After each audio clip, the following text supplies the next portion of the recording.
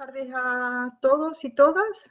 Antes que nada y muy brevemente, yo soy Anastasia Bermúdez, una de las coordinadoras de este curso, y os doy en nombre de todo el equipo la bienvenida a tanto a los participantes como a las personas que os habéis participado, que os habéis registrado en el curso, ¿no? En este curso sobre migraciones y refugio en el contexto actual, prácticas y discursos desde una perspectiva de género, que tendrá lugar en varias sesiones en los meses de febrero y marzo. Este curso se engloba en el marco del proyecto Migrascapes sobre paisajes étnicos, mediáticos e ideológicos en Europa, un análisis multinivel de los impactos de las migraciones y el asilo en los valores europeos desde una perspectiva de género. La principal coordinadora del curso y del proyecto, Emma Martín Díaz, os va a hablar dentro de unos minutos un poco más tanto sobre el curso como sobre este proyecto. Antes que nada, avisaros de que la sesión se está grabando, tal y como he puesto en el chat. Y quería hacer algunas presentaciones. No sé si, bueno, supongo que se ha conectado ya, pero bueno. Antes de empezar con nuestra conferencia inaugural de hoy, que inaugura este curso, digamos, también quería darle la bienvenida especialmente y presentar formalmente a Francisco Rivero de los Santos, que es profesor titular del área de Metodología de las Ciencias del Comportamiento y director de la Oficina de Cooperación al Desarrollo de la Universidad de Sevilla, oficina que nos ha apoyado en la organización y coordinación de este curso, así como a Ana María López Jiménez, catedrática del área de Conocimiento de Metodología de las Ciencias del Comportamiento y vicerrectora de Servicios Sociales, Campus Saludable, Igualdad y Cooperación de la Universidad de Sevilla, por su apoyo institucional igualmente. No sé si Francisco y Ana quieren decir unas palabras antes de que comencemos el curso, por favor. Buenas tardes a todas y a todos. Muchas gracias, Anastasia, por el recibimiento.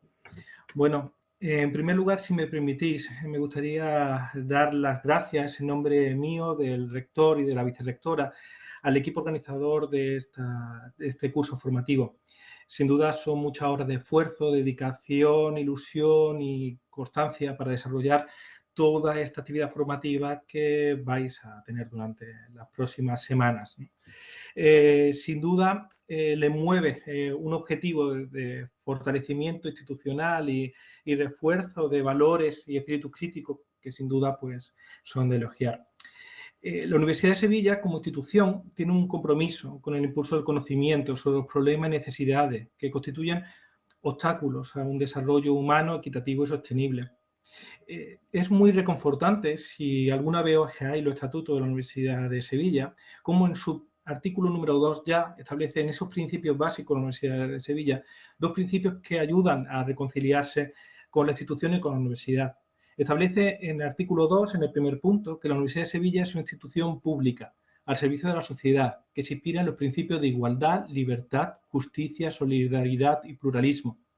Y en ese mismo punto habla que la Universidad de Sevilla está al servicio, dentro del marco constitucional, del desarrollo intelectual y material de los pueblos, de la defensa de los derechos humanos, del medio ambiente y de la paz.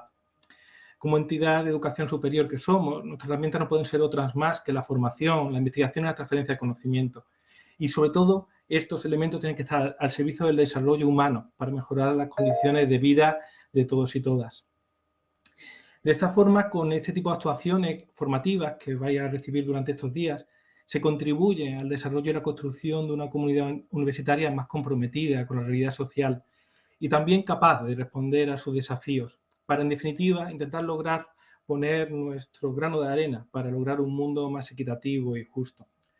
Estoy convencido de que será unas jornadas, un curso muy interesante, donde podréis obtener información, reflexionar, analizar una gran cantidad de elementos relacionados en este caso con la inmigración. Nuevamente reitero mi agradecimiento a todo el equipo de investigación, de investigadoras e investigadores que están detrás de estas jornadas. Le agradezco mucho el esfuerzo que supone y le doy también la enhorabuena y la bienvenida a todas las alumnas y alumnos que van a seguir esta jornada, que me consta que ha sido multitudinaria la acogida que ha tenido.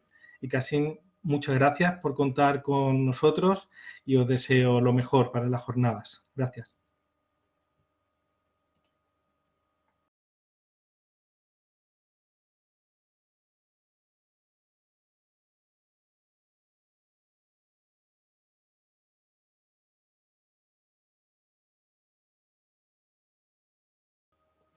Anastasia, no se escucha. Creo que tienes apagado el micrófono. Aprovecho ya que tenía Ah, yo sí, cerca. Ahí. gracias, perdón, Vale. que lo apagué cuando hablabas tú. Comentaba que no sé si la vicerrectora quiere dar unas palabras también o...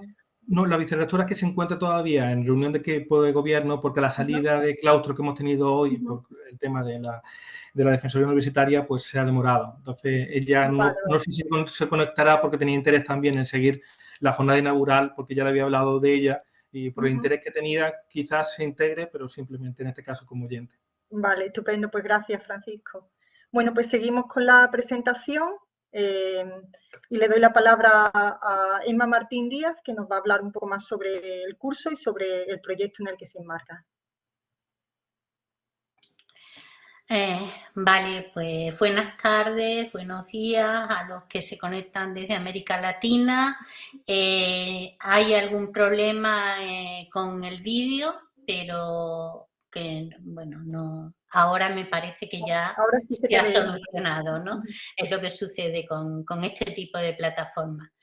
Bueno, yo voy a hacer una brevísima presentación sobre dos aspectos. Uno más práctico del desarrollo del curso, que para quienes hayáis leído atentamente el mensaje, pues sonará reiterativo, pero como el mensaje era largo y además recibimos todos cada vez más una gran cantidad de mensajes, creo que es bueno recordar. Para algunas personas que han escrito directamente a la web es importante recordaros que este es lo que se llama un curso masivo abierto online. Es decir, no es un curso de la Universidad de Sevilla para estudiantes de la Universidad de Sevilla. Por tanto, aquellos estudiantes de la Universidad de Sevilla que os conectáis al curso lo hacéis exactamente igual que el resto de los inscritos. Es decir, no entráis con vuestro UBUS porque no es un curso oficial y porque si entráramos y lo creáramos como un curso específico de enseñanza virtual, solo podrían acceder a esa plataforma las personas que están, digamos, matriculadas o que pertenecen al colectivo de personal docente investigador de la Universidad de Sevilla, ¿no? La plataforma que hemos elegido está dentro de la Universidad de Sevilla, pero como digo, tiene una modalidad que permite la conexión a aquellas personas que se han inscrito. Y por eso, y porque el número, aunque ya sabemos que nunca el número total de inscritos coincide con el número total de personas que pueden conectarse en este momento, pero sí es importante que no distribuyáis masivamente el enlace, al menos hasta que veamos cómo se va desarrollando el curso, si se puede abrir un poco más o menos en relación a la participación que vayamos teniendo. Se os ha dicho que el curso se va a grabar y eso significa que vais a tener acceso a aquellos contenidos, a aquellas sesiones a las que no os podáis conectar directamente, pues a través de, podéis acceder a las grabaciones. Esta plataforma, como he dicho, no es un curso de la Universidad de Sevilla. Esto significa que realmente no existe la posibilidad de colocar dentro del alojamiento de la universidad ni los contenidos que nos puedan pasar los ponentes, ni las grabaciones. El acceso a las grabaciones y a los contenidos de las ponencias, si hay material que los ponentes consideren que es de vuestro interés, se efectuará a través de la web del proyecto. Quizás, Juan Pablo, podrías poner en el chat la web, todos la conocéis porque habéis escrito a través de ahí, pero bueno, pues pondremos el enlace para que sepáis. Igualmente, cualquier duda, cualquier problema, cualquier consulta, la efectuaréis a ese correo de Migrascapes, que es donde digamos, los organizadores podemos estar más pendientes de vuestras necesidades y demandas, ¿no? Este curso solo tiene un requisito que para mí es importante y es la asistencia. No vamos a pedir ni una memoria ni nada de esto para dar el certificado, pero sí consideramos que bueno, hemos diseñado un curso que consideramos especialmente interesante con personas que conocemos su trayectoria, que hemos trabajado con personas de los movimientos sociales, con las que hemos participado a veces codo con codo en determinadas luchas, y en ese aspecto, pues la verdad es que tenemos seguro que el curso va a tener un gran interés, ¿no? Entonces, bueno, simplemente yo pienso que la asistencia lo más activa posible, pues ya es suficiente, siempre que se den un número, digamos, entre 8 o en el caso más extremo y ciertamente justificado, 7 sesiones para poder obtener este certificado, ¿no? ¿Qué más puedo deciros? Bueno, en principio, como digo, el único requisito es ese. Para ponernos en contacto es la página web y en principio pues este curso parte de un proyecto de investigación que es el proyecto cuyo acrónimo es Migrascapes, que trata de analizar lo que según Apaduroy serían paisajes que nosotros hemos configurado, hemos englobado en torno a los paisajes migratorios. Es decir, le hemos denominado paisajes migratorios a la globalidad de los paisajes étnicos, de los paisajes mediáticos y de los paisajes de ideas que tienen relación y que producen y crean contenidos y legitimaciones y también contestaciones a la realidad de los procesos migratorios globales. Quizá podríamos también compartir el folleto del curso, en concreto, bueno, ahora lo que es la estructura del curso, aunque ya la conocéis también. Sabéis que hoy es la conferencia inaugural a cargo de Yoconda Herrera, cuya presentación hará también Anastasia. Después se abre un bloque que hemos dedicado a América Latina por el interés que tiene y por la cercanía que sentimos la mayoría del equipo de investigación. Hemos trabajado allí y conocemos las realidades de determinados países. No toda América Latina es muy grande y aunque en España se parte a veces de la idea de que América Latina es un poco un todo, sabemos perfectamente que cada realidad es diferente y tiene sus propias particularidades. Este bloque introductorio seguirá un segundo bloque de presentación del proyecto y en concreto de los paisajes que hemos seleccionado.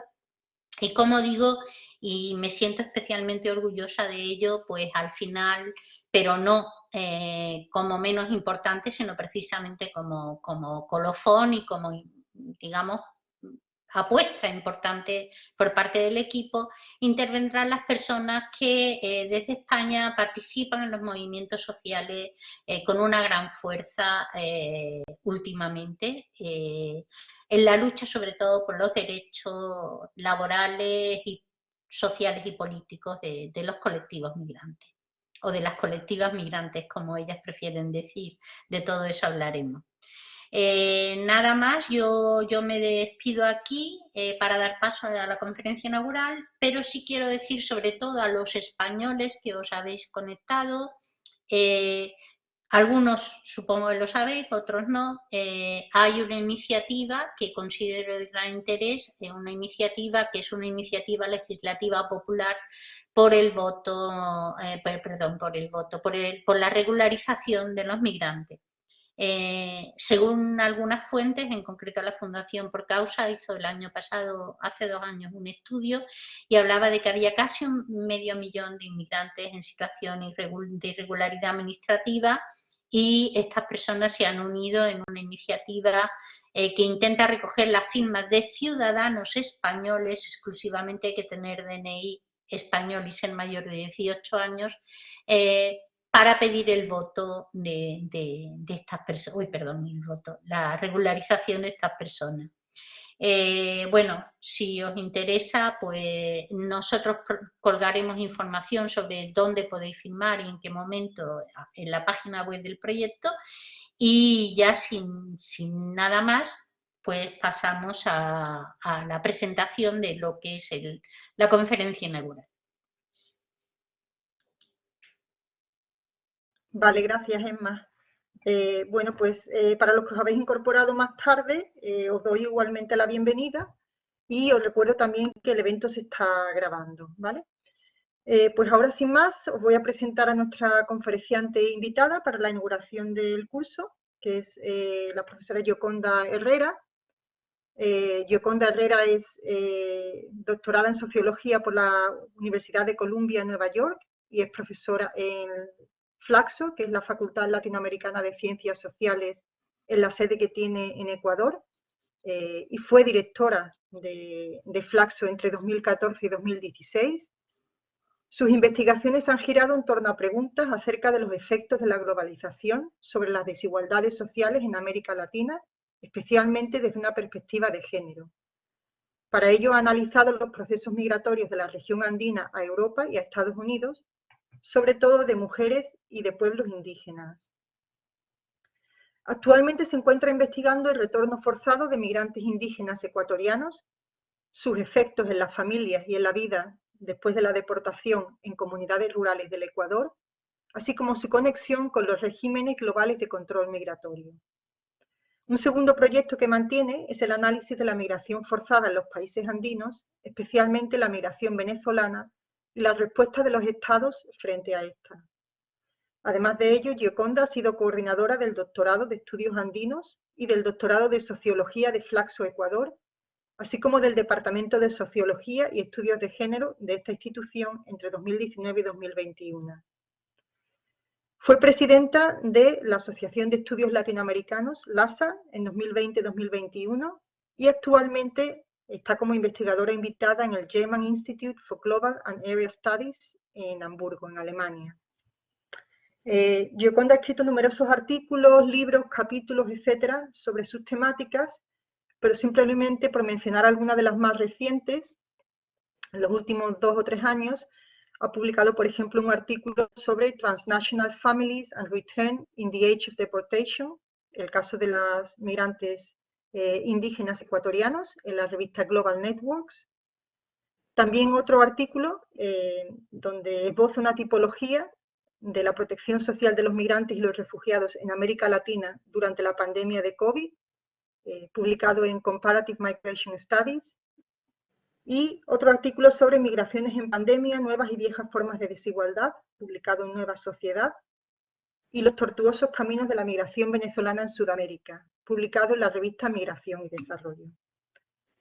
Bueno, sin más, le agradezco enormemente a Gioconda que aceptara nuestra invitación a participar en este curso y sobre todo a inaugurarlo, y nada, te paso la palabra, Gioconda, encantada de tenerte aquí. Muchas gracias, Anastasia. Yo también encantada de poder participar en la inauguración de este curso. Gracias por la invitación nuevamente tanto a Emma y a Anastasia. Siempre es un placer encontrarme con investigadoras que desde hace muchos años han acompañado la investigación sobre género y migraciones en América Latina. Quiero compartir pantalla. Voy a ver si lo logro. Vale. Una cosa más, se me había olvidado, tenemos más o menos 1 hora para tu presentación aproximadamente. Perfecto. Y luego entre unos 20, 30 minutos para el debate final, para que sepan también. Muy bien, voy a las personas que se han conectado que habrá tiempo al final para hacer preguntas, comentarios, etcétera. De acuerdo, gracias, Anastasia. A ver. No sé si ahí está ya. Está cargando, ahora. Listo. Uy, pero no se lee muy bien. Bueno, veamos.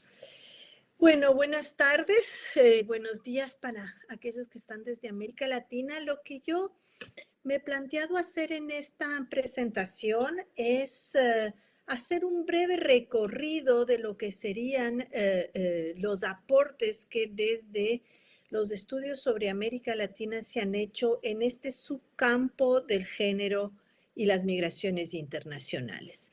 Y para eso he estructurado mi presentación en base a 4 puntos. Un primer punto es un poco el punto de partida para mi reflexión, y es partir de la idea de que el subcampo de los estudios de género y migración o de las perspectivas feministas sobre las migraciones internacionales en realidad se compone y su recorrido se alimenta tanto del campo de estudios feministas como de, por supuesto, los estudios migratorios. Y es en esa convergencia de estos dos recorridos, que a veces son paralelos y a veces convergen, que me interesa plantearme esta doble pregunta, ¿no? ¿Cómo informan los estudios feministas al campo migratorio? Es decir, ¿cuáles han sido los aportes? No solo los estudios sobre género y migración, sino qué es lo que desde la perspectiva de género podemos entender mejor sobre el campo migratorio en general. Y por otro lado, ¿cuál es la contribución que desde los estudios sobre migración podemos también hacer a los estudios de género? Porque yo pienso que existe ya un largo recorrido sobre este subcampo del género y las migraciones y que en muchas ocasiones ya no es simplemente un subcampo, sino que tenemos que verlo de una forma mucho más dinámica, tanto las perspectivas que estamos, tanto las perspectivas y aproximaciones sociológicas a las migraciones, como aquellas personas que ya tenemos un largo recorrido, digamos, de los estudios feministas. Entonces, esta es como una primera reflexión sobre la interacción entre estos campos, que me parece importante para entender el momento actual. Un segundo punto va a ser unos breves antecedentes sobre, bueno, qué pasó antes del boom sobre los estudios de las cadenas globales del cuidado, que sabemos que empiezan a partir del 2000, pues ya había una reflexión sobre género y migración, por supuesto que algunas personas lo ubican en los años 70, otras personas en los 80. Quiero presentar como brevemente esos antecedentes que podríamos decir que se producen entre la década del 80 y el 2000, con una muy enorme producción ya sobre mujer, género y migraciones internacionales.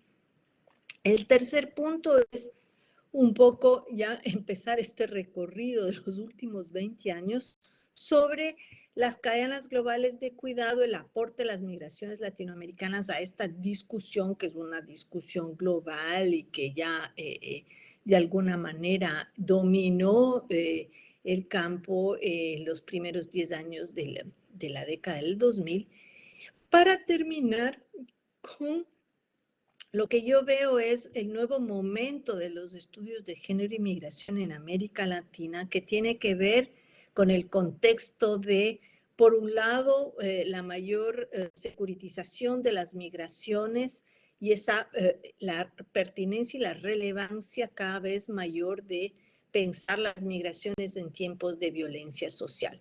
Es decir, cómo pensamos desde perspectivas feministas los procesos de migración forzada, los procesos de refugio, la xenofobia que está este momento siendo cada vez más fuerte, no solo en los países del norte y de destino, sino también en la migración sudamericana, que es algo a lo que no necesariamente estábamos acostumbrados, y también su relación con la violencia de género. Entonces, empecemos un poquito con este punto de partida que me parece importante establecer. Por un lado, tenemos dos recorridos paralelos de hace más de 50 años, diríamos, ya que tienen ya 50 años, es decir, no estamos hablando de un campo nuevo. Tanto los estudios feministas como los estudios migratorios. Y de alguna manera el recorrido que han tenido estos estudios feministas converge y produce, ¿no es cierto?, junto con el campo de los estudios migratorios, una serie de paradigmas y una serie de perspectivas analíticas interesantes. Entonces, por un lado, me gustaría resaltar como 4 puntos dentro de los estudios feministas. Por supuesto, el primero es la creación, la construcción de ese sujeto mujer, de ese sujeto que se convierte en un sujeto plural, porque está determinado, pues ya lo sabemos, ¿no es cierto?, por muchas otras dimensiones de desigualdad, de clase étnica, raciales. La migración se convierte en una de esas dimensiones. Y por otro lado, la categoría de género que apunta al lado relacional. Luego esto va a ser importante, como lo vamos a ver en el estudio, en los estudios migratorios, porque va a ayudarnos a recuperar la experiencia de las mujeres, la creación de ese sujeto mujer migrante, mujeres migrantes, ¿no? Ese primer momento. Un segundo momento en donde diríamos que el género se convierte en un elemento más constitutivo, como un lente, una lectura de las instituciones, del Estado, del mercado laboral, de la institución de la familia, y que en los estudios migratorios nos permite entender cómo el Estado, las políticas migratorias, el mercado laboral o instituciones como la familia están compuestas, están construidas desde perspectivas de género y ubicar las desigualdades que, por lo tanto, aparecen en las instituciones de Estado, en la política migratoria y sus impactos diferenciados en el mercado y la familia, ¿no? Viene toda la discusión de la interseccionalidad, que muchos de ustedes estarán ya familiarizados y estoy segura que en el curso también otras personas van a profundizar, por supuesto, y en la idea muy latinoamericana de la colonialidad del poder y cómo todo eso pues se traslada también a los estudios migratorios para entender mejor esa complejidad de las desigualdades sociales que afectan la experiencia migratoria. Y por último, quisiera resaltar algo que me parece que está explorándose recién en los estudios de género y migración, que es esta idea del giro afectivo, la importancia de las emociones para entender los procesos migratorios, que también tiene, digamos, un recorrido dentro de los feminismos de los últimos 10, 15 años, ¿no? Entonces, esta es la forma en cómo vemos que los estudios feministas han construido y siguen construyendo este subcampo del género y la migración. Por otro lado, los estudios migratorios han sugerido a los estudios de género muchos elementos que a su vez han complejizado este campo, el género y la migración. Por supuesto, las perspectivas histórico-estructurales de la globalización permitieron, por ejemplo, el surgimiento de estas perspectivas o de conceptos como el de la migración de la sobrevivencia de Saskia Sassen. La idea de las redes y el capital social han producido una literatura muy grande sobre el papel diferenciado de hombres y mujeres en la construcción de esas redes, por ejemplo. El transnacionalismo y los estudios transnacionales son aquellos que permitieron enfocar, ¿no es cierto?, el papel de o conceptos como los de familia transnacional, maternidad transnacional, paternidad transnacional, etcétera. Y yo diría que este nuevo momento en donde se habla más de movilidades y no solo de migración para expresar esta mayor complejidad del movimiento, de los tránsitos y este momento mucho más claro de violencia social que se vive en muchos espacios fronterizos, también nos demanda, ¿no es cierto?, nuevos acercamientos que quiero explorar al final de esta presentación. Entonces, simplemente como punto de partida, sí quería subrayar esta interacción entre dos campos de conocimiento que rebasa un subcampo de género y migración, sé que se plantea como una clave, ¿no es cierto?, analítica para seguir estos campos. Entonces, ¿cómo se expresó? Y lo puse como antecedentes, puesto que quise nombrar mi charla de las cadenas globales de cuidado hacia la migración forzada o hacia las movilidades y la migración forzada. Eso no quiere decir que necesitemos subrayar algunos antecedentes a la migración, a este campo migratorio, que permitieron justamente pensar, ¿no es cierto?, desde perspectivas feministas del campo migratorio. Entonces, entre 1980 y la década del 2000, podríamos mirar 4 aportes fundamentales de estudios que se hicieron desde América Latina o sobre experiencias migratorias en América Latina, ¿no? El primer momento que, bueno, está el clásico trabajo de Morox-Basic, ¿no es cierto?, en 1984, en donde lo que se trata en ese primer momento y muy en relación con las discusiones sobre género y desarrollo, también es de rescatar esa experiencia femenina de la migración, lo que Marina Ariza denomina corregir el sesgo androcéntrico dentro de los estudios migratorios, construir ese sujeto mujer migrante en un primer momento y luego construir ese sujeto mujer migrante en plural, ¿no? Y eso tiene mucho que ver, esa construcción de ese sujeto migrante, del entender la experiencia diferenciada de las mujeres migrantes, sus implicaciones para los estudios migratorios, tiene mucho que ver con aspectos histórico-estructurales. El primero, bueno, esta histórica división sexual internacional del trabajo y el reconocimiento de que existen mercados de trabajo globales que han sido feminizados o que han sido distintos para hombres y para mujeres. Perdón. Un ejemplo claro de esta división sexual del trabajo en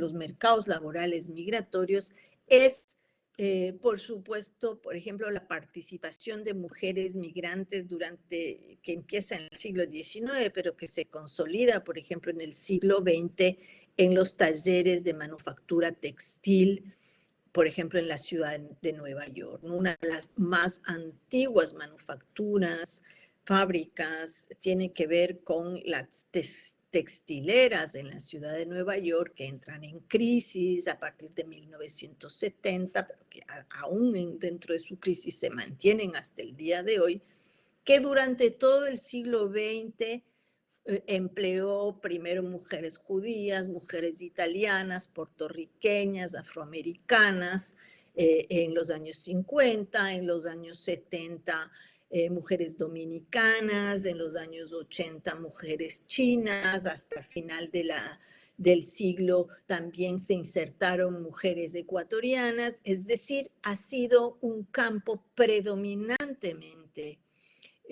migrante, en donde han ido de generación en generación, pues modificándose, pero siempre como una tarea especialmente concebida para la migración femenina, que se relaciona, ¿no es cierto?, muy fuertemente con proveer de fuerza de trabajo barata, que se relaciona luego con lo que van a significar las maquiladoras, y con una serie de transformaciones que viven los mercados laborales globales a partir de 1970 en el mundo en general, y que tienen mucho que ver con una división sexual internacional del trabajo, ¿no? Está el concepto, como les mencionaba, de migración de supervivencia, que nos va a ayudar a entender esos flujos de mujeres migrantes latinoamericanas a muchos países del norte.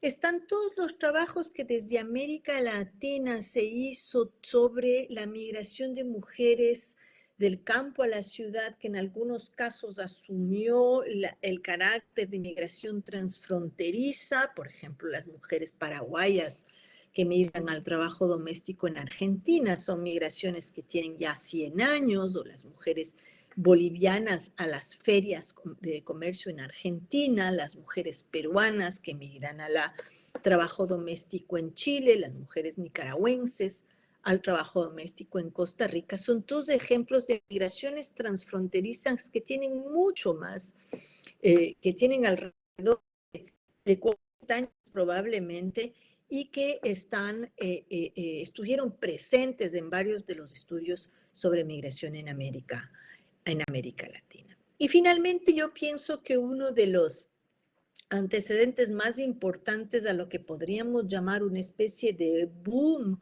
sobre los estudios migratorios que se produce a partir del año 2000 desde una perspectiva de género, fue el peso que tuvo la mirada transnacional y el transnacionalismo en general, esta perspectiva que arranca en la década del 90 con fuerza, y que muchos de los estudios que se producen desde esta perspectiva transnacional son estudios que se aplican a América Latina.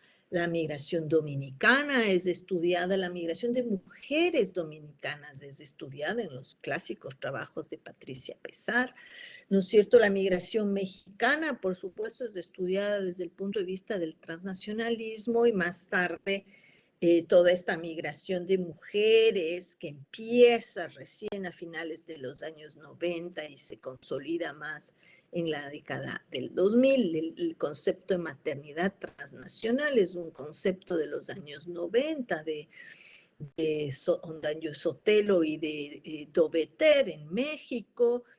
Y así tenemos varias experiencias que son estudiadas desde esa perspectiva transnacional y que tratan y se basan muchas de ellas en estudios de la migración latinoamericana de distintas regiones. En estos 20 años, entonces, los estudios sobre América Latina y los estudios desde América Latina van a posicionar, pues, estos 4 puntos, me parece que con mucha fuerza. Uno, creando este concepto, este sujeto de las migrantes mujeres, que le da peculiaridad para entender especificidad, para entender la trayectoria migratoria, su desvalorización en el mercado laboral,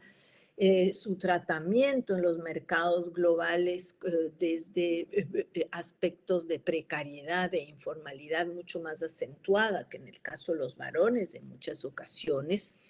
Y también la experiencia, lo que se va a estudiar en varios países andinos antes del 2000, que se anuncia con fuerza, va a ser esta experiencia femenina de las personas que se quedan, que son parte de esta experiencia migratoria transnacional desde las comunidades de origen. Esto va a ser un punto que surge en varios estudios sobre las comunidades migrantes mexicanas y también, por ejemplo, en Ecuador y algo en Bolivia. Entonces, esta experiencia femenina crea ese sujeto migrante y ese sujeto de la migración, digamos, en un campo más amplio. Luego también estos primeros aportes a cómo el género informa, indica, moldea el campo de los mercados laborales es también una problemática vieja, digamos, de antes de la década del 2000, que va a ser muy importante, vamos a ver, a partir del 2000. Y por último, recuperar lo que ha sido una tradición histórica desde los años 70 de la migración interna y cómo ya los primeros estudios de feministas sobre el campo, sobre las transformaciones agrarias, ya situaron, por ejemplo, la importancia que tenía el trabajo doméstico en las estrategias campo-ciudad, en estas estrategias, digamos, del ir y venir y de consolidar como puerta de entrada de las mujeres campesinas a los espacios urbanos. Las historiadoras fueron muy importantes también en esos 20 años al situar, por ejemplo, desde trabajos históricos sobre trabajo doméstico, sobre servidumbre, como tanto la movilidad de mujeres del campo a la ciudad como ciertas movilidades circulares no eran fenómenos nuevos, eran fenómenos inclusive que existieron antes de los proyectos de urbanización de los años 50 y 60 en América Latina, y tenía mucho que ver con una cultura de la servidumbre, con la colonia, con distintas formas de trabajo que ocuparon a las mujeres en tiempos de la colonia y durante la República, muy insertos en esta colonialidad del poder y una cultura de la servidumbre. La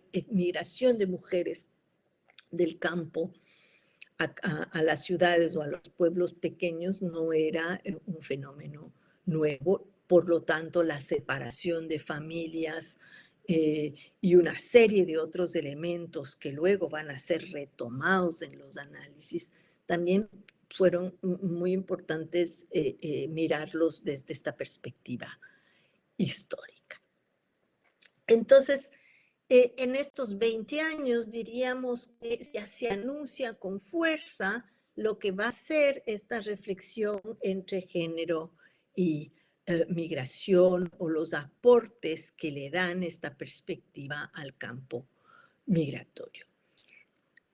Sin embargo, conocemos que uno de los conceptos que ha sido centrales en la reflexión, sobre todo de las migraciones de mujeres latinoamericanas a Europa, y menos a Estados Unidos, pero también a ese país, fue, ¿no es cierto?, el concepto de cadenas globales de cuidado, que a partir de finales del 2000, diríamos, se convierte en un concepto que nos ayuda a mirar muchísimos procesos que estamos viviendo en América Latina. El surgimiento de este concepto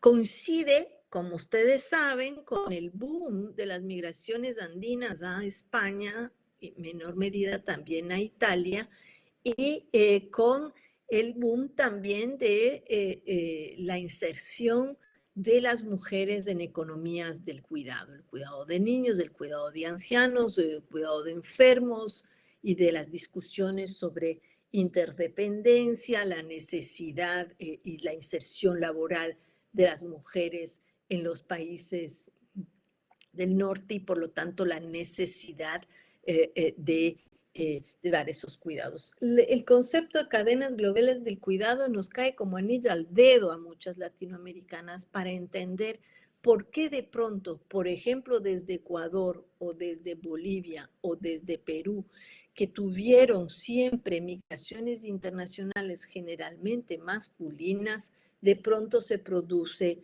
un boom migratorio de las mujeres. Nos ayudó a entender cómo los estados de recepción y los países de destino estaban atravesando procesos de cambio demográfico, que necesitaban de población migrante, estaban atravesando procesos de envejecimiento que requerían de una cierta fuerza de trabajo para llenar nociones de cuidado. Es decir, se engarza tanto en estos procesos estructurales, es un concepto que nos ayuda a entender esos procesos estructurales mayores, pero también nos ayuda a entender desde la interacción misma de estas mujeres, de un nivel micro, diríamos, de un nivel familiar, este encadenamiento, ¿no? Este encadenamiento entre el trabajo que ejercen las mujeres migrantes en familia, con familias en destino, su propio trabajo de cuidado en sus hogares migrantes y el trabajo que organizan y delegan en sus países de origen. Ese encadenamiento entre trabajos de cuidado es lo que va a resultar extremadamente útil, extremadamente esclarecedor para entender las migraciones latinoamericanas. Aquí, perdón, se cambió, ya. ¿Qué es lo que...? Hay aquí algunos elementos en los que me quisiera detener. Perdón, un momentito. Un poquito de agua. De los aportes a las discusiones que este concepto dio y también muchas de sus críticas. Ya mirándolo con 20 años atrás, pues ya hay un cierto nivel de criticidad bastante amplio sobre estos conceptos. Pero creo que es importante en el sentido de nuestros puntos de partida, es decir, cómo convergen estos dos campos de conocimiento y de qué manera aportan tanto al uno como al otro, pues de entender que a partir de este concepto, pues surgió una reflexión mucho mayor sobre la importancia de este viejo concepto del feminismo de rearticulación entre producción y reproducción social, un concepto de los años 70, y su centralidad para entender la globalización, ¿no? Se retomó con mucha fuerza el aporte de la economía feminista, que como les digo, desde los años 70 vendría planteando, pues la importancia del concepto de reproducción social como un concepto articulador del trabajo de las mujeres por la división sexual del trabajo, pero que en el 2000 se convierte en ese lente a través del cual ya no solo miro la economía nacional o la economía familiar, sino la globalización. Entonces, ¿cómo entender la globalización y las desigualdades sociales más allá de los estados y de los mercados? ¿Cómo puedo entender a través de la trayectoria de esta mujer cuidadora entre sus 3 hogares dinámicos, el funcionamiento de las desigualdades sociales, de la globalización, de distintos espacios en donde se produce y se reproduce el cuidado? Esto trajo, pues, digamos, en otras palabras, permitió una reflexión que vinculaba de manera muy fuerte a la desigualdad social con el género y con la experiencia de las mujeres. Y también nos ayudaba a entender, ese fue como uno de los objetivos iniciales del concepto, esta idea de déficit de cuidados globales, espacios y podríamos decir paisajes de cuidado privilegiados, paisajes de déficits de cuidados, comunidades de cuidado versus mandatos familiares frente a maternidades también puestas en tela de duda, ¿no? Una cuarta idea muy rápidamente para que vean un poco la riqueza de reflexiones que se desatan a través de estas cadenas globales del cuidado en América Latina es la misma existencia de familias transnacionales, que como les mencionaba antes no son nuevas. La migración mexicana a Estados Unidos, la migración ecuatoriana a Estados Unidos, la migración peruana a Estados Unidos desde hace mucho tiempo que implicó la construcción de familias transnacionales, pero puesto que eran migraciones masculinas en su gran mayoría, no trajo necesariamente una reflexión a profundidad sobre qué pasaba con los hijos que se quedaban, con los adultos mayores que se quedaban, si existía o no una maternidad transnacional, sino que es a través de la migración de las mujeres que se empieza a estudiar lo que desde los medios de comunicación, las políticas del sentido común era vivido como una ansiedad que producía la migración de mujeres.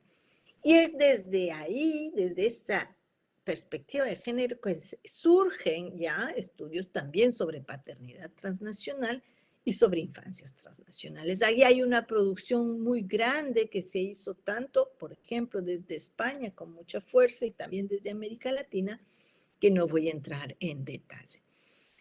los cambios demográficos que ya mencioné, y también una reflexión desde la economía feminista. Aquí hay un grupo muy potente en la actualidad. Solo les quiero mencionar el trabajo de Amaya Pérez Orozco desde España, pero con mucha conexión con América Latina, que ya no solamente va a plantear el impacto de las mujeres migrantes en el cuidado de familias, comunidades y naciones, sino también el derecho al autocuidado y el derecho a no cuidar. Entonces, lo que desata esta reflexión sobre el cuidado en las migraciones me parece que tuvo muchísimo impacto y muchísima fuerza en los primeros 10 años y tuvo que ver con ese antecedente del transnacionalismo que se dio en los años 90 y que se trata en los primeros años en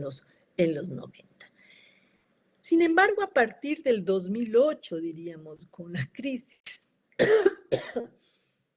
pero también con la crisis económica global, los procesos de retorno, pero también lo que han sido los procesos de endurecimiento de la política migratoria a partir de la caída de las Torres Gemelas en el 2001 y los cambios drásticos sobre la concepción de los y las migrantes que pasan de ser en el discurso dominante de ser fuerza de trabajo a ser potenciales sujetos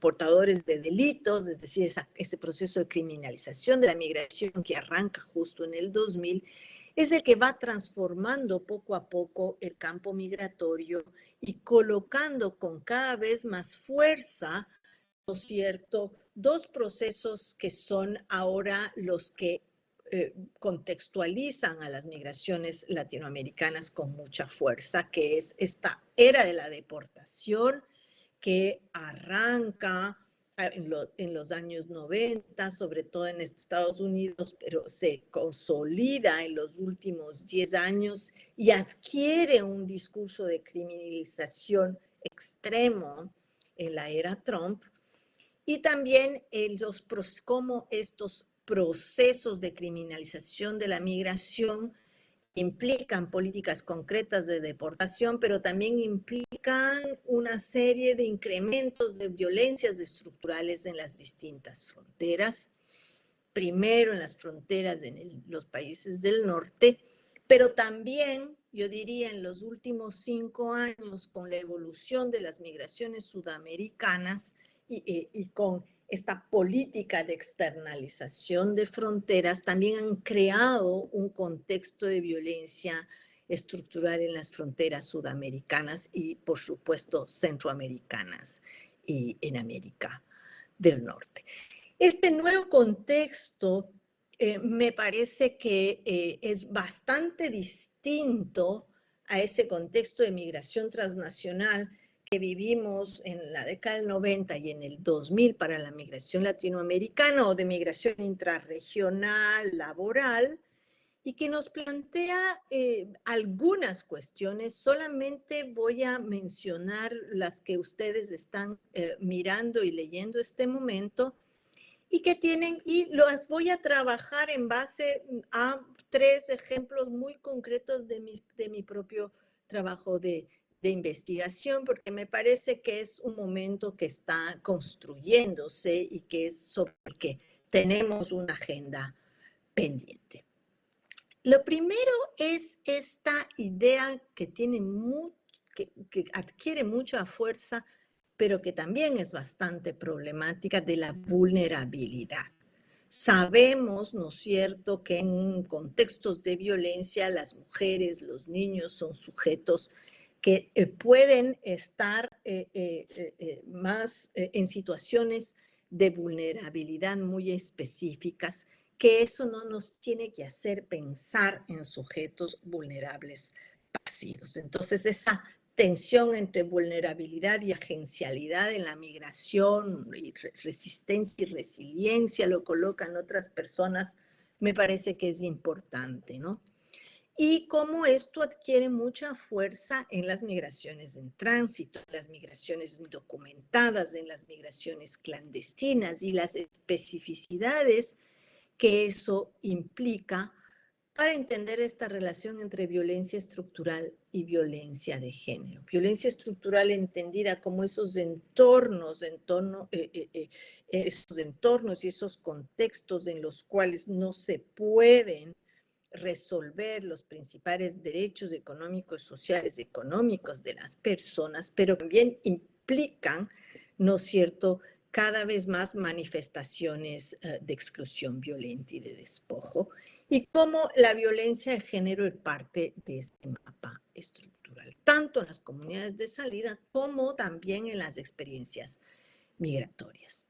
La relación entre xenofobia y violencia de género es una relación nueva que se está empezando, nueva y vieja, diríamos, existe desde hace mucho tiempo, pero es momento de preguntarnos qué relación tiene la xenofobia en general, ese rechazo, qué lecturas de género le podemos dar y si eso produce o no mayor violencia de género a niveles micros, y por supuesto la relación con la deportación.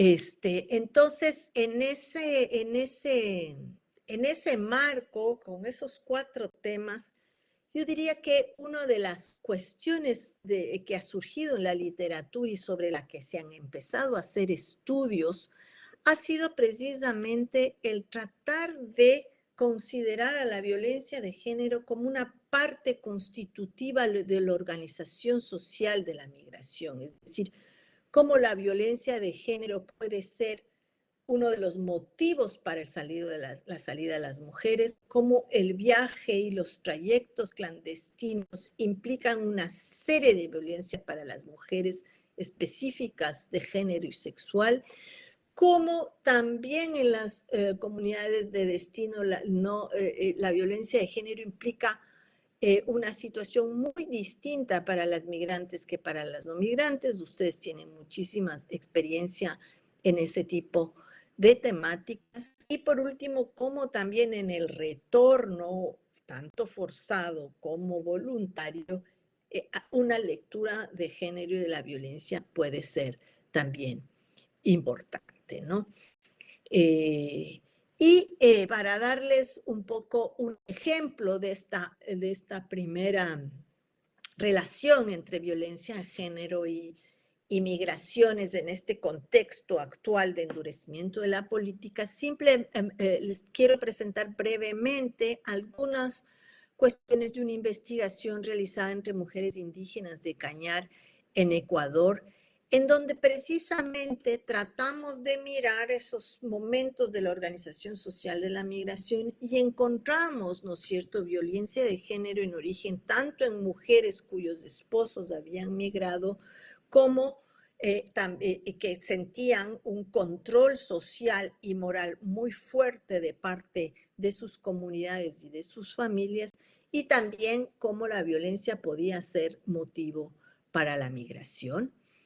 Un segundo momento de las violencias que viven en ese trayecto migratorio clandestino y cómo también adquiere una especificidad en la vivencia que existe en las sociedades de destino respecto a los procesos de deportación.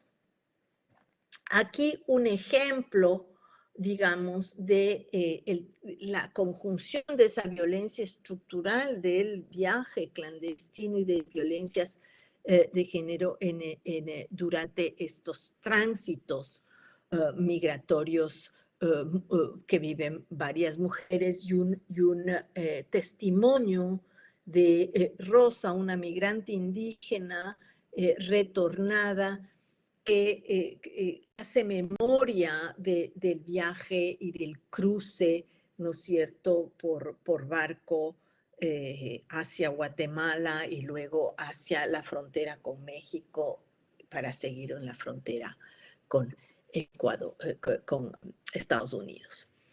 Luego también estos vínculos entre violencia estructural, violencia de género y la migración. Está el ejemplo, si lo pueden ver, de Francisca. Ella es una joven madre indígena que en este momento está en su comunidad en Ecuador, que viajó por primera vez cuando tenía 15 años, que cuenta cómo tuvo que cruzar la frontera tanto Guatemala-México como México-Estados Unidos, todo el proceso de disfrazar y maquillar su propia pertenencia indígena, cañareja, y asimilarse o buscar la forma de mimetizarse en los otros grupos migratorios, como ustedes pueden leer en esa historia. El miedo en los contextos actuales, que conocen perfectamente que se trata de una ruta peligrosa, donde han existido secuestros, donde los medios de comunicación están relatando violencias cotidianas, en donde ponen en riesgo su vida, ¿no? Tenía miedo de que me secuestraran y de no volver a ver a mi familia, ¿no? Ella tiene 15 años cuando hace la travesía. Luego la violencia que surge en la relación con su padre y con su novio, para terminar, ¿no es cierto?, nuevamente en Ecuador, retornada por su padre a pesar de todo lo que había pasado. Se convierte ahora en un objeto de intercambio entre sus dos familias políticas. La trayectoria de Francisca es un ejemplo de estos encadenamientos, podríamos decir, de distintos tipos de violencias en este contexto de violencia estructural, y que necesitamos empezar a mirar con mucha fuerza. Han surgido muchos trabajos sobre violencias en el trayecto, que tienen que ver con aspectos de salud sexual y reproductiva, y con cuestiones instrumentales muy prácticas, no solamente porque exista violencia sexual, sino como una práctica, digamos, de acudir a doctores para no quedarse embarazadas en los primeros meses de su migración con sus esposos, que vuelven a encontrar, porque saben que tienen que trabajar y porque no saben si van a poder acceder a esos métodos en los países de destino. Entonces, este es como un campo que tenemos que empezar a mirar también con mucho más interés. Entonces, más como agendas abiertas que como campos que se cierren, esa relación entre violencia de género y migración internacional puede asumir pues muchísimos aspectos que tenemos que seguir explorando, ¿no? Tanto los aspectos de control social como los aspectos que desatan ya el imaginario de ver a la movilidad como una salida a la violencia, o como construcciones también patriarcales sobre la sexualidad de las mujeres que dominan en esas comunidades de origen. Un aspecto que ha sido documentado en muchos países de destino y que tiene que ver con este nuevo momento, sobre todo en la era de la deportación y de la deportabilidad, como diría Nicolás de Génova, es como la condición migrante indocumentada inhibe la denuncia tanto de violencia doméstica en los países de destino. Hay datos, por ejemplo, ahora de la pandemia, como el momento post-pandemia o el momento de la pandemia incrementó la falta no solo de acceso a determinados servicios sociales, pero también el acceso a la denuncia por violencia doméstica. Existe un informe del Center for Migration Studies de la ciudad de Nueva York que muestra, justo hace un estudio precisamente de cómo en la pandemia disminuyó el acceso de las mujeres latinas, latinoamericanas, centroamericanas y sudamericanas a los servicios sociales, a las ayudas, y también a la violencia por miedo a la deportación. Entonces, menos acceso a la salud, una serie de otros elementos que tienen que ser como entendidos en estos conceptos de mayor criminalización de la migración. Y como también, ¿no es cierto?, desde una perspectiva de género, también es necesario mirar esta ya no solamente la experiencia de las mujeres, y aquí me voy a referir al trabajo también a una segunda investigación en la que estoy involucrada desde hace ya varios años, que es entender la deportación de migrantes indígenas, hombres y mujeres a Ecuador, pero sobre todo hombres, porque los deportados suelen ser sobre todo varones, y cómo también a través de ello podemos entender la construcción de masculinidades, como frente a esos estudios de cómo la migración puede ser un ritual de hombría, un ritual de construcción de la masculinidad en varias experiencias migratorias, su reverso, su anverso en los procesos de migración forzosa de retorno, como la deportación, implican, ¿no es cierto?, una relación con las masculinidades muy compleja, que les llamamos como masculinidades disminuidas, masculinidades en tensión, qué significan los procesos de detención de 6 meses, 3 meses, 1 año antes de que llegue la deportación, para la salud mental de los varones, qué significa para las familias que se han quedado, cómo su rol de proveedor entra completamente en cuestión, cómo viven ese fracaso migratorio, de qué manera ese extrañamiento familiar y comunal también afecta su deber ser masculino y su relación como la familia, ¿no? Ahí hay una serie de aspectos que no voy a desarrollar por temas de tiempo, pero quería presentarles, ¿no es cierto?, estos segundos aspectos que tienen que ver con investigaciones sobre este contexto actual de securitización y de migraciones forzadas, de alguna manera, como son las deportaciones. Y por último, un tercer campo de investigación que está surgiendo con mucha fuerza en América Latina y que desde una perspectiva de género necesita consolidarse, es por supuesto el nuevo éxodo de migración venezolana, haitiana, colombiana, que no es tan nuevo, pero que se mantiene, centroamericana a México y Estados Unidos, que son todas migraciones de carácter más forzado o mixto, que combinan elementos de migración económica con migración por violencia social, por la violencia de no cumplir con los derechos económicos, sociales y culturales en ciertas sociedades, por lo que implica una crisis humanitaria. Todos estos elementos que podríamos también llamarle de la migración forzada, que implican una nueva conceptualización ahora que no sabemos, que no es necesariamente ya la migración económica o laboral que conocíamos en América del Sur, ha implicado una serie de reacciones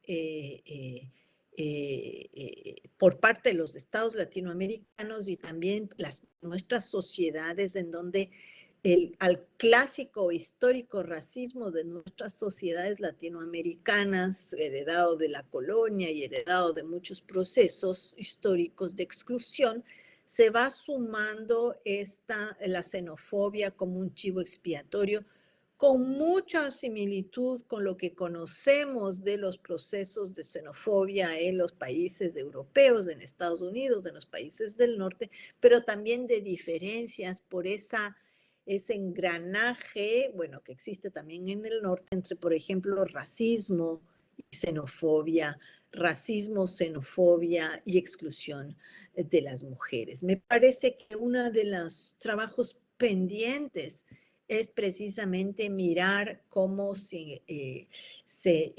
existen esas incrustaciones, podríamos decir, entre violencias de género, xenofobia y violencia racista. Hay un trabajo muy reciente, precisamente de una investigadora venezolana, joven, sobre el caso ecuatoriano y cómo la vivencia de las mujeres venezolanas encuentran, ¿no es cierto?, cómo la xenofobia que encuentran estas mujeres en su experiencia migratoria en el Ecuador influye y construye también situaciones de violencia de género. Muestra, por ejemplo, cómo esta xenofobia está construida por género, cómo implica una sexualización de las mujeres y una figura del engaño, la migrante engañadora, cómo hay una relación muy estrecha entre precariedad y xenofobia, esta construcción muy normativa, muy indirecta de que es que son pobres y por lo tanto tienen que aceptar cualquier trabajo, inclusive el trabajo sexual, cómo se inhiben también las denuncias frente a la violencia de género y cómo también esa violencia estructural pues se relaciona con momentos de violencia en sus hogares. En conclusión, ¿no es cierto?, este recorrido que he querido dar en torno a las aproximaciones, estos dos momentos cruciales de las migraciones latinoamericanas, tanto las migraciones en las cadenas de cuidado como este momento de la violencia social, creo que significan también tener cuentas pendientes para este subcampo. Uno, nos falta muchísimo trabajo en conocer cómo entender desde aproximaciones feministas las especificidades de estas migraciones sur-sur, en qué se asemejan a las migraciones sur-norte, pero de qué manera también se diferencian y cuál es la especificidad de la experiencia femenina y de las construcciones de género en esas migraciones. ¿Es la xenofobia una dimensión de la interseccionalidad? ¿La condición migrante y la xenofobia es una condición de desigualdad? ¿De qué manera se articula con otras dimensiones del racismo, de la clase y del sexismo? ¿Y cómo podemos entonces mantener un enfoque interseccional a estas migraciones? Y como les mencionaba, Marina Ariza menciona en un artículo reciente cómo ya los afectos y las emociones han entrado al campo de los estudios sobre género y migración, ya sea para entender las relaciones afectivas en las familias transnacionales, ya sea para entender el miedo, la ira y la resistencia frente a la violencia. Pero, sin embargo, me parecen que los 3 puntos que señalo como conclusión, pues efectivamente son agendas abiertas para un campo en construcción. Y con eso me quedan 5 minutitos, pero me imagino que ya con esto puedo concluir mi presentación. Vale, muchísimas gracias, Yoconda. Si quieres añadir algo más, como tú misma has dicho, tienes algunos minutos y si no, pues no sé si Emma quiere decir alguna palabra. Anastasia, creo que fue muy largo ya. Me imagino que todo el mundo debe estar agotado. Vale, así que pues muchas gracias, me quedo aquí y bienvenidas las preguntas para seguir conversando. Vale, pues en ese caso abrimos el turno de preguntas, comentarios, etcétera, a todas las personas conectadas y rogamos por favor que sean lo más breves posibles para que más personas tengan tiempo de participar. Y hay 2 maneras de participar, a través del chat o levantando la mano y se le da, se le activa el micrófono para que pueda hablar. No sé si Emma, tú estás recibiendo algunos mensajes por el chat que quieres comentar. Sí, hay una pregunta en concreto que refiere a dónde podemos profundizar en estos temas. Imagino que serán referencias en concreto. Bueno, hay varias cuestiones que se pueden profundizar. Por ejemplo, yo podría tal vez hacerles llegar de manera más ordenada distintos estados del arte o discusiones que hay sobre género y migración en América Latina. Lo que este momento me parece muy útil mencionar es el artículo de Marina Ariza en el handbook. Les lo voy a poner en el chat, por ejemplo, y si quieren podemos seguir con la próxima pregunta mientras más bien lo escribo en el chat. Creo que se llama Gender. Vale, pues alguien más que quiere poner su pregunta o comentario en el chat o quiere preguntar algo levantando. A ver, tenemos una mano aquí de Isabel Brito. Un momentito que te damos permiso para conectarte. Isabel Brito. Hola, buenas tardes. Hola, buenas tardes, Isabel. Bueno, ¿me escucháis? Sí, sí, se te escucha bien.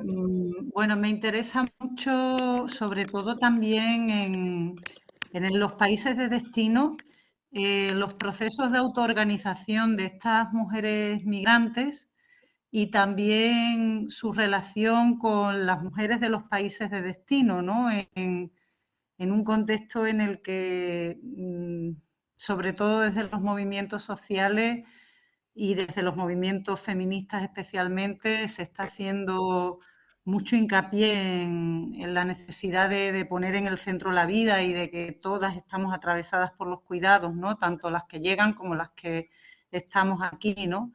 Y entonces me gustaría poner el foco del estudio que empiezo de doctorado en esta línea y me gustaría preguntarle a la profesora Yoconda si tiene información o documentación al respecto o experiencias prácticas que se puedan consultar, vamos.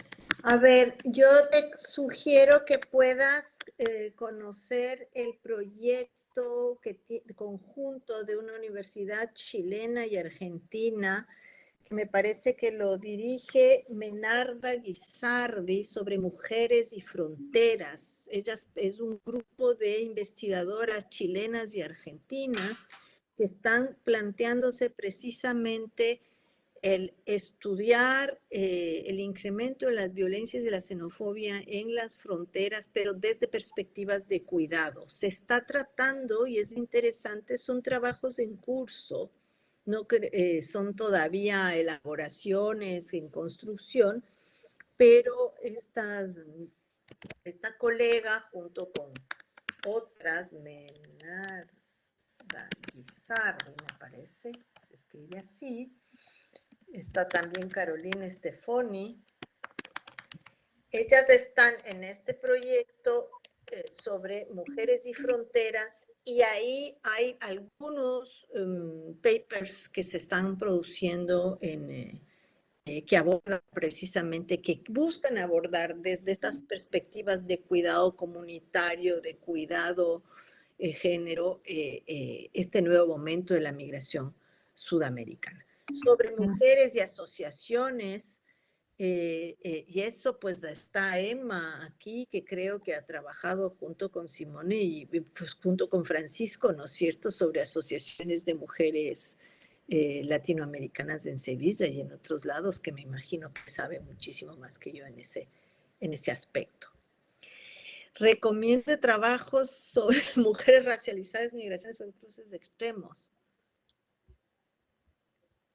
A ver, bueno, en América Latina se está produciendo algunos trabajos muy interesantes en Chile sobre, por ejemplo, la relación entre racismo y sexismo en la migración haitiana, en la migración colombiana.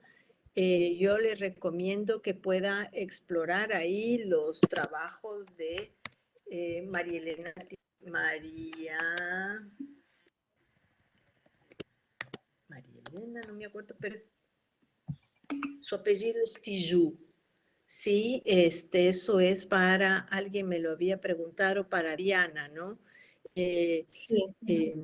La antropóloga Tijoux, chilena, ha hecho muchos trabajos sobre racismo y género y tiene un equipo de gente que también ha trabajado sobre eso. Me parece que Margarita Echeverri también, socióloga colombiana, ha estudiado a la migración afrocolombiana en Chile o tiene algún escrito también sobre esa conjunción entre racismo y género en América Latina.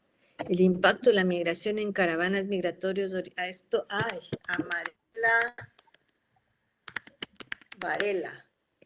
Amarela Varela es tal vez la persona que más ha escrito y lo está haciendo desde perspectiva de género. Eso es para Noemí López sobre las caravanas migratorias hondureñas. Estoy segura que todos sus artículos tienden a estar en revistas abiertas. Perdona un momento, Yoconda. Antes de la Sí. última había una persona que preguntaba específicamente sobre el caso venezolano. Es venezolana, entonces le interesa particularmente el tema de la migración venezolana.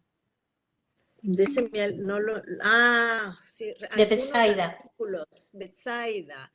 Bueno, hay una literatura muy grande este rato como en construcción. Si estás interesada en temas de género y migración venezolana, hay muy poco específicamente sobre esa. Te puedo referenciar el trabajo que yo cité en mi presentación de Marian Barito sobre xenofobia y violencia de género en la ciudad de Quito. Si me puedes describir y yo te pongo en contacto. Esto es una tesis que acaba de salir yo le puedo pedir, tendría que primero ponerme en contacto. Hasta ahí llego. Trata. Bueno, ese es, como les decía, tal vez me olvidé de serles más específicas al inicio de que esto para nada pretendía ser una exposición exhaustiva. Entonces, por ejemplo, uno de los temas que efectivamente tiene un campo gigantesco es el tema de la trata, ¿no? El tema de la trata de mujeres. Hay ahí toda una literatura y las mismas discusiones un poco en torno a si la trata de mujeres es una perspectiva más securitista, si debemos mirar a las mujeres migrantes en el trabajo sexual desde una perspectiva de agencialidad. Yo creo que en España hay mucho más de este tipo de literatura que en América Latina al momento. Te podría recomendar los trabajos de Adriana Pichitelli, brasileña, argentino-brasileña, que me parece que es la persona que ha desarrollado mucho estos temas. Y ya creo que se me acabaron las referencias sobre migración colombiana en género y conflicto armado. Hay bastantes cuestiones. Este rato no se me viene a la mente, pero ella está investigadora holandesa que vive muchos años, que está en la Nacional de Bogotá, en la Universidad Nacional, en el programa de género, que este rato Doni no me Mertens. acuerdo el nombre. Doni Mertens. Sí. Doni Bueno, Mertens, sobre ese tema, Daniela, si me quieres escribir a mí, yo tengo bastante literatura, que pongo aquí también mi correo electrónico. Gracias, Anastasia. Ahí tienes mi correo, abermúdez1, y te puedo mandar referencias más específicas. Víctor, este es un trabajo sobre las masculinidades disminuidas. Este es un trabajo mío reciente. Va a salir publicado una primera pieza en un libro de Claxo. No hay nada, digamos, que exactamente sobre masculinidades disminuidas. Sí hay sobre procesos de deportación y masculinidades, creo que hay muy poco. Eso es la verdad, algo sobre el que estoy trabajando este rato, ¿no? Si te esperas un poquito, tal vez ya a fin de año pues saldrá alguna publicación. Espero. Sobre ese tema, si me permites interrumpir, Gioconda, en el contexto no latinoamericano, pero es verdad que en la literatura en inglés sobre migraciones forzadas, sí hace algunos años leí yo algunas cosas sobre el impacto más negativo del refugio y el asilo sobre los hombres que sobre las mujeres por su rol público, ¿no? Y sobre eso, sí, quizás si me escribe, ¿quién le había puesto? Víctor Yo Villatoro, si me también escribe. quisiera tener eso. Pues sí, dime, Gioconda, me escribes y encuentro por ahí algunas referencias que he visto de principios del siglo XXI, 2002, 2003, que vi algunos trabajos que muy brevemente hacían referencia a esa temática. Luego hay una pregunta, la colonialidad, ¿cómo puede influir usar el término, si no el término racismo? Esa, Julia, es un debate muy importante, muy interesante que se está planteando en América del Sur este rato, porque tenemos estas estructuras históricas, racistas, que están impregnadas en nuestras sociedades. Hay gente que habla de racismo y que dice que en realidad no es lo que tú mencionas, o sea, que en general la xenofobia en realidad es racismo. Otras personas que están diciendo que tiene su especificidad, que no necesariamente se construye sobre visiones racistas. Ahí está, por ejemplo, el trabajo de una colega mía ecuatoriana que estudió la migración de trabajadoras sexuales colombianas y peruanas en la frontera sur del Ecuador, en donde no hay una construcción racista, en donde hay una construcción xenófoba y de exclusión de estas mujeres, que en realidad en términos raciales son, podríamos decir, no son ni mujeres indígenas ni mujeres afro, son más bien mujeres más blancas que el contexto mestizo del sur del Ecuador. Entonces, claramente hay una xenofobia por su nacionalidad, pero no necesariamente se inscribe en el racismo histórico hacia poblaciones afroindígenas o hacia la misma población mestiza que conocemos desde la colonialidad del poder.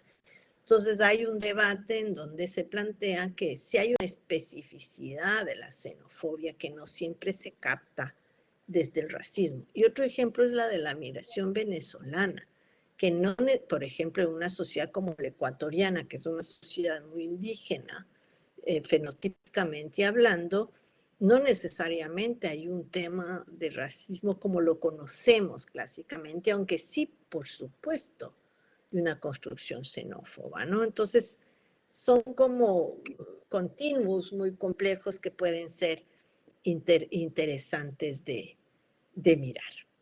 Sí, pero es una discusión en curso, precisamente, si racismo, si xenofobia, lo estamos viviendo justamente ese rato. Gracias por la pregunta, Julia.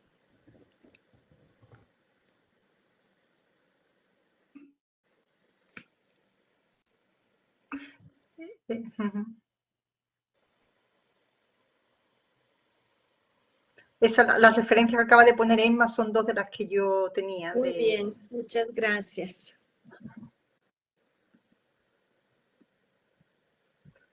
¿Alguien más se anima? Si hay un momento así de pregunto o no pregunto, sobre el tema de trata, hay que tener en cuenta un problema importante y es que muchas veces no solo, yo creo que los investigadores sí lo tienen más claro, pero en muchas ocasiones la propia Unión Europea es tremendamente ambigua en cuanto a la distinción entre tráfico y trata. Es decir, dentro de las mismas disposiciones normativas aparecen indistintamente la palabra tráfico y trata. En esta criminalización de las migraciones, lo que algunos autores denominan crimmigración de las migraciones, o crimmigración, aparece una confusión que yo creo que es interesada entre los pasantes y los tratantes. De manera que lo que realmente nos sirve son los estudios concretos que se han hecho sobre este tema. Y ahí, para que le interese en el campo jurídico, sobre todo, hay buenos trabajos. Puede escribir a la web de Migrascapes y yo intentaré pasarle una bibliografía específica sobre el tema trata.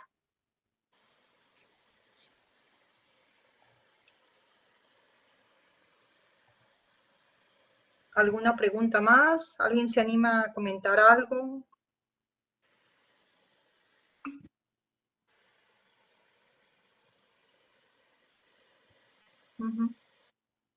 Bueno, más o menos, ¿no? Yo siempre, el trafficking es trata y el tráfico es smuggling, ¿no? Y eso es bien importante, esa distinción entre trafficking no es tráfico. El tráfico, desde donde lo entendemos, es el smuggling en inglés, que implica todos los trabajos sobre coyoterismo, pasos clandestinos, pasadores, etcétera. Es los smugglers, ¿no? Y el smuggling, mientras que el trafficking es la trata de personas, ¿no? Entonces sí hay que tener cuidado porque la traducción al inglés es una palabra totalmente distinta.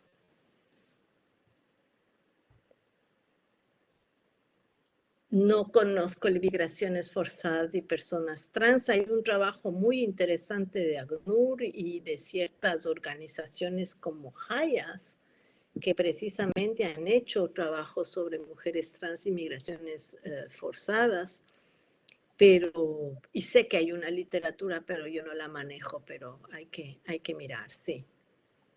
Hay un trabajo de intervención social en torno a las migraciones del LGBTI y las mujeres trans migrantes. Y seguro hay estudios, pero no, Tamara no podría, no tengo, no se me viene a la mente ningún trabajo extraordinario.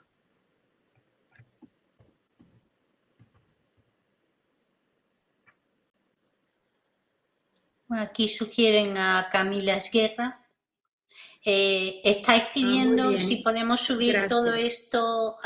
Bueno, intentaremos, pero el problema es que, claro, sobre todo los que estáis comentando, como es normal, sois gente que estáis empezando investigaciones o que ya lleváis tiempo con vuestra investigación. Entonces, casi como que sería bueno que más que hacer un repositorio general, preguntarais directamente, me interesa esto, y así podemos o poneros en contacto con la persona que haya trabajado, que sabemos que está trabajando ese tema, o pasaros bibliografía en concreto. Pero quizá mejor preguntar porque a cada uno le interesa una cosa diferenciada, ¿no?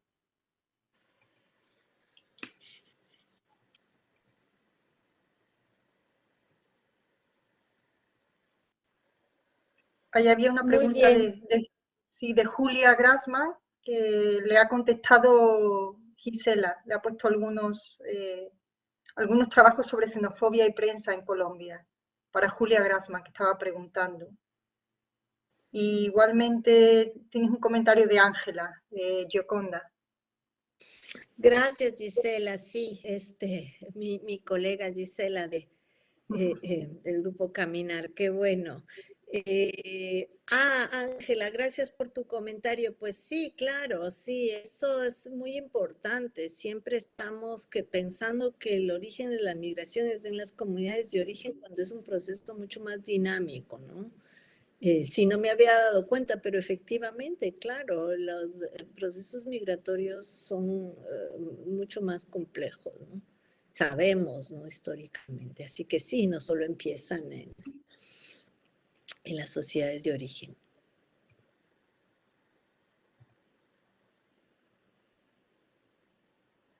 Muy bien. Ahí hay, bueno, sí, el campo justo de la xenofobia y los medios está ahorita en plena efervescencia. Hay un estudio de Oxfam también sobre xenofobia en Ecuador y Perú. No tengo el link este rato, pero son estudios de 2019 y 2020, me parece, de Oxfam América sobre esos temas, ¿no? No tengo idea sobre los temas de homologaciones de títulos universitarios en España. Tal vez las colegas en España puedan ayudarte, Evelyn, lo siento. Yo tampoco conozco trabajos que se han hecho en España, no sé, mis colegas del equipo de investigación, pero sí sé que en Portugal Beatriz Padilla sí ha trabajado el tema de... ¿Cómo se llama? Thais. Pero Thais de apellido, ¿cuál? Que no me acuerdo. Bueno, Franca o Franza, no sé cómo se pronuncia, con el... Lo sí, pongo en el chat. Vale, Sí. pues eso. Ellas han trabajado la cuestión, Beatriz Padilla va a participar en la sesión, no sé si la que viene o la siguiente, entonces podrás preguntarle directamente a ella si conoce trabajos que se hayan hecho tanto en España como sus propios trabajos sobre el tema de las mujeres universitarias.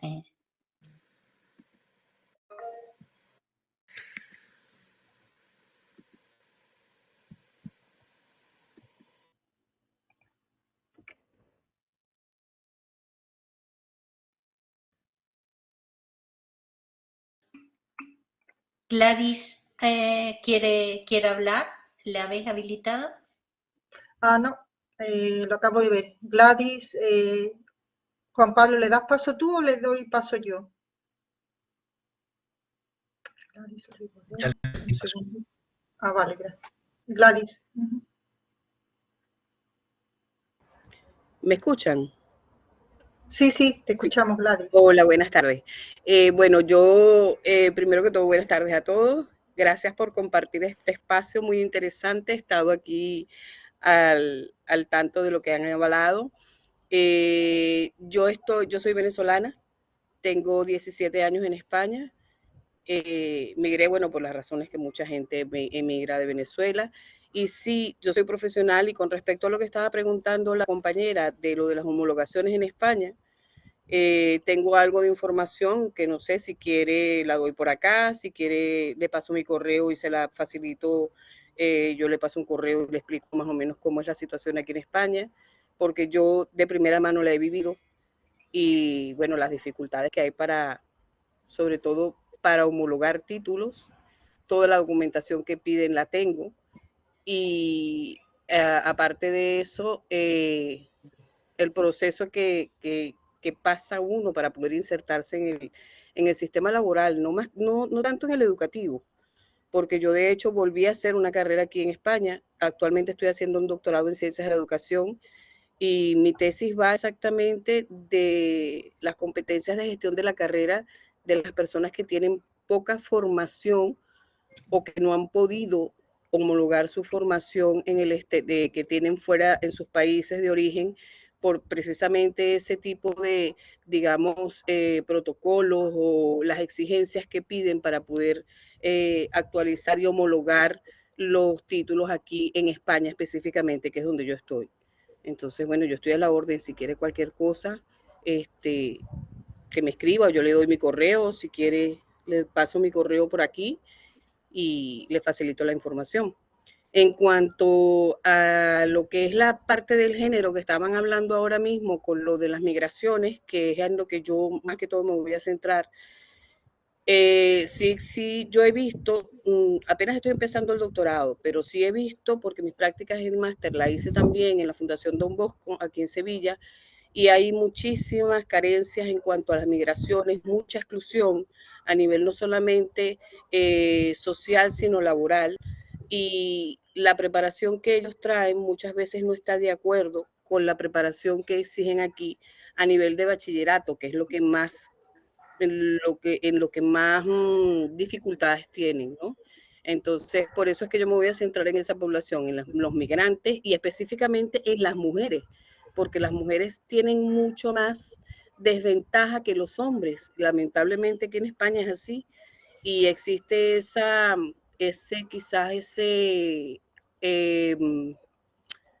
esa obligatoriedad de que si no tienes una documentación que te acredite todos tus estudios, pues tienes que recurrir a, como estaba diciendo la doctora Yoconda, que estaba diciendo que tienes que recurrir al trabajo doméstico, sufren explotación, es verdad, no solamente las venezolanas, es que son todas las personas que se dedican a eso, venezolanas, bolivianas, ecuatorianas, pasan mucho trabajo en ese sentido. Entonces, yo creo que las políticas deberían mejorar en ese sentido porque lamentablemente las personas que migramos fuera de un país, no estamos en nuestro país, pasamos por ese trance de adaptación, que el que no tenga un poquito de resistencia, porque es una carrera de fondo, pues no llega un poco más allá. Yo me lo propuse, bueno, y aquí estoy. Y afortunadamente me he conseguido con gente muy buena. Yo no puedo decir que aquí me ha ido mal, me ha ido muy bien. Estoy muy contenta. Hice mi carrera, hice un máster, ahora estoy haciendo el doctorado y me he conseguido con gente muy buena. No necesariamente tenemos que estar siempre a la defensiva de que la xenofobia, que nos van a rechazar, no. Al contrario, yo de verdad que le agradezco mucho a España el haberme recibido con los brazos abiertos y estoy aquí a la orden para cualquier cosa que pueda aportar, ¿vale? Eso era todo. Gracias. Gracias, Gladys. Por ahí preguntaba Roger Fernando Mejía Pérez sobre cuestiones de niñez y te he pasado en un comentario también el contacto de otra compañera de nuestro equipo de investigación, Marta Cruz Rodríguez, que trabaja precisamente sobre ese tema y te puede dar información. No sé si Yoconda tiene más también. No, ahorita ya no me acuerdo. O sea, creo que hay bastantes trabajos sobre migraciones. Iskra Pavés, de Chile. Pavés, perdón.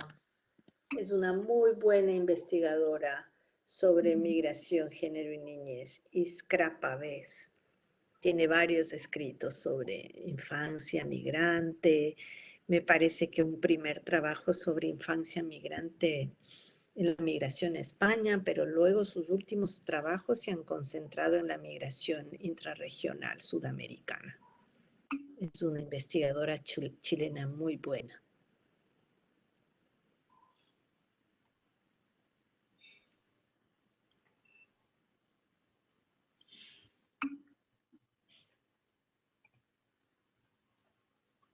No sé si hay más preguntas o comentarios.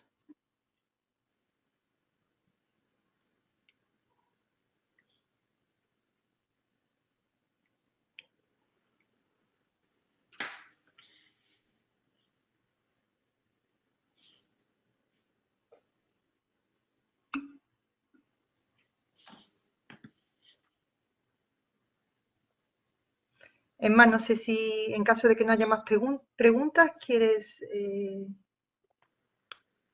concluir el curso o cómo hacemos? Bueno, espero que luego nadie diga, ¡ay, qué pena! Que yo quería haber preguntado, quería haber dicho, O sea, pero bueno. tenemos tiempo, nos queda tiempo, pero no se ve que no hay sí, como... así como mucho eso por participar. No sé si Gladys ha vuelto a levantar la mano o es que... No, soy yo, soy Isabel. Isabel, vale. Que no se Mira, bajó la mano de Gladys. Comentar también algunos estudios que hagáis sobre o que tengáis referencias sobre el tema del autocuidado como elemento ya no solo individual, sino, como digo, de profundizar para la autoorganización colectiva, ¿no?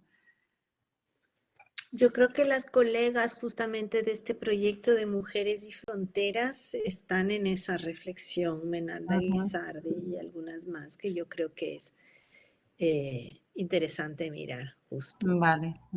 Sí. Muchas gracias.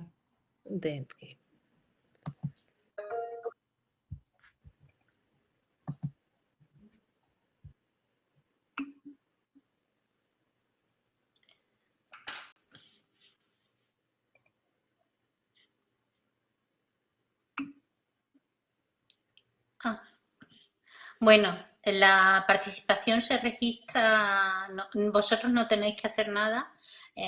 Nosotros, como moderadores de la sesión, tenemos acceso a un reporte que nos dice quién se ha conectado. Lo que sí, a la hora de hacer los certificados, pero eso será más tarde, tenéis que tener en cuenta que algunos habéis registrado sin poner los apellidos. Entonces, claro, poner que, yo qué sé, Julio ha asistido nos queda muy bien. Así que algunos pediremos probablemente a través de vuestro correo electrónico que nos completéis los datos que faltan en la inscripción.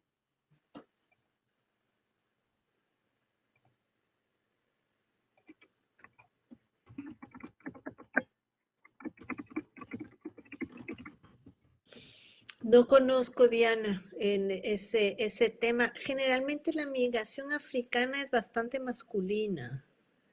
Sí, y sobre esta pregunta del tema de mujeres de Asia y África que suben a Norteamérica, en general la migración africana es bastante masculina. La persona que más ha trabajado sobre los tránsitos migratorios, no solamente ecuatorianos, sino también de población africana y asiática, es Soledad Álvarez, pero no necesariamente sobre mujeres, más que sobre hombres, pero tal vez tiene algún caso de mujeres. Pero ese, por ejemplo, es un tema muy interesante que se va a recrudecer y va a surgir con mucho más fuerza, estos tránsitos migratorios. ¿Sí?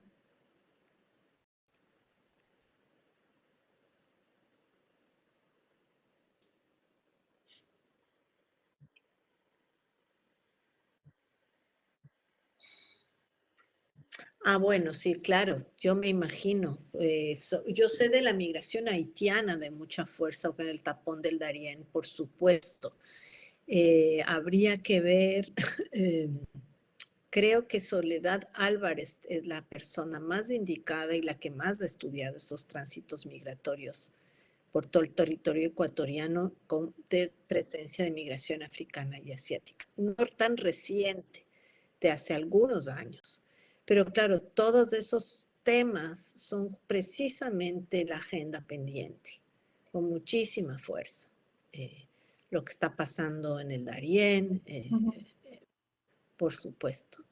Yo creo que ahí también tenemos la referencia de Bruno Miranda, que participa en el número especial que estamos preparando, que trabaja el tema también de los tránsitos de haitianos, ¿no? De población haitiana. Sí, sí. Y también africana, por la parte del Darién y partes de Centroamérica también.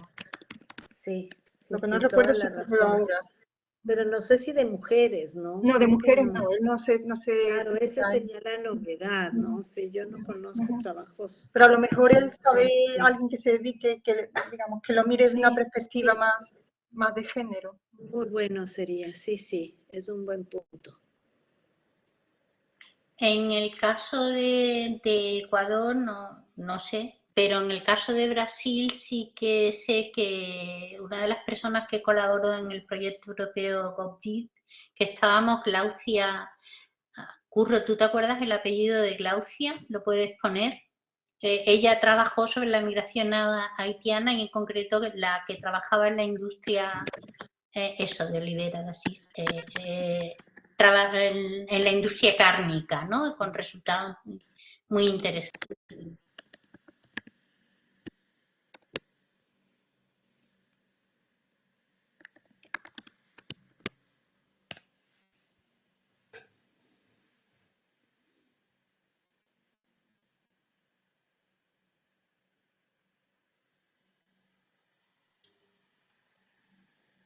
Bueno, pues tampoco vamos a tener aquí a Yoconda más tiempo. Le agradecemos muchísimo la participación, que haya dado esta conferencia tan interesante, este repaso magnífico a los estudios de género y migraciones, que yo además pienso que es uno de los campos donde el entrecruzamiento ha sido más fértil. En otros casos, bueno, también en el tema del trabajo, pero especialmente en género y migraciones ha habido aportaciones realmente muy interesantes que han sido muy bien reflejadas y bueno, pues si no hay nadie más que quiera intervenir, ¿no, Anastasia? Creo que podemos dar por totalmente de finalizada. acuerdo. Bueno, pues como decía Emma, muchas gracias a todos y todas por la participación y en especial a Yoconda por su presentación y bueno, esperamos veros al resto en las siguientes sesiones del curso, que la próxima es el miércoles, ¿no? Miércoles 16. Recordad también que aunque la invitación os llegue, que empieza a las 5, eso es solamente para para los coordinadores del curso, para asegurarnos de que la plataforma funciona bien, etcétera, pero el curso en sí no empieza hasta las 6 de la tarde, hora española. Muy bien, muchísimas gracias también por la invitación y suerte con el curso, el resto del curso. Chao, Anastasia. Gracias, Yoconda. Muchas Chao. gracias.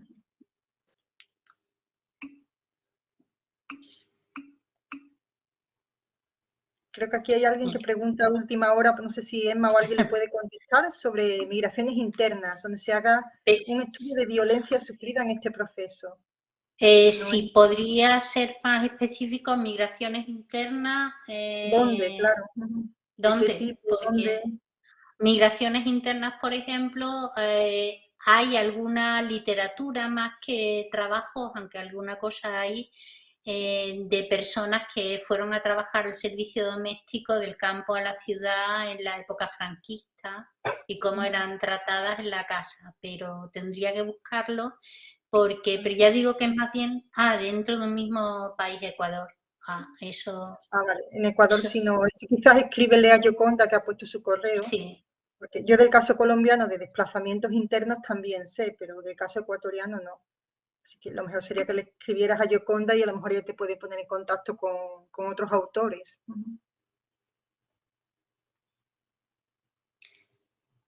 Bueno, pues lo dicho, nos vemos el miércoles entonces. Nos vemos el miércoles. Mira, ahí tienes una contestación de Richard Fernando. Bueno, pues nos vemos el viernes. Chao a todos.